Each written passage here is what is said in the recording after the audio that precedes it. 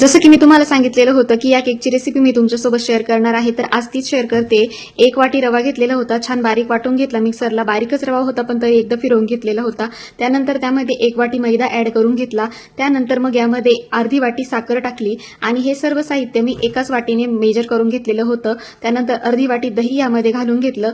त्यानंतर मग पाऊण वाटी कस्टर्ड पावडर टाकली, जेणेकरून कस्टर्ड फ्लेवर येईल आपल्या केकला।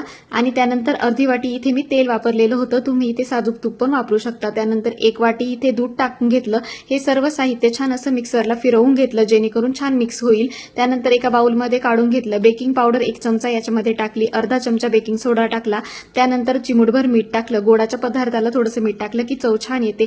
हे सर्व छान फेटून घेतल्यानंतर मस्त एका केक टीनमध्ये ना हे सर्व काढून घेतलं। त्याला तेल ग्रीस केलेलं होतं आणि हे वरून टुटी फ्रुटी, ड्राय फ्रुट्स तुम्ही तुमच्या आवडीने जे काही टाकायचं असेल ते टाकू शकता डेकोरेशन होण्यासाठी। त्यानंतर 20 मिनिटं हा केक बेक करून घेतला। सुरी टाकून चेक केली, आपली सुरी एकदम कोरडी निघालेली आहे, म्हणजे आपला केक छान बेक झालेला आहे। थंड झाल्यानंतर काढून घेतला आणि बघा किती छान एकदम परफेक्ट असा आपला केक बनलेला होता। तुम्ही पण ही रेसिपी नक्की ट्राय करा आणि रेसिपी आवडल्यास सबस्क्राईब नक्की करा। भेटू नेक्स्ट व्हिडिओमध्ये। बाय।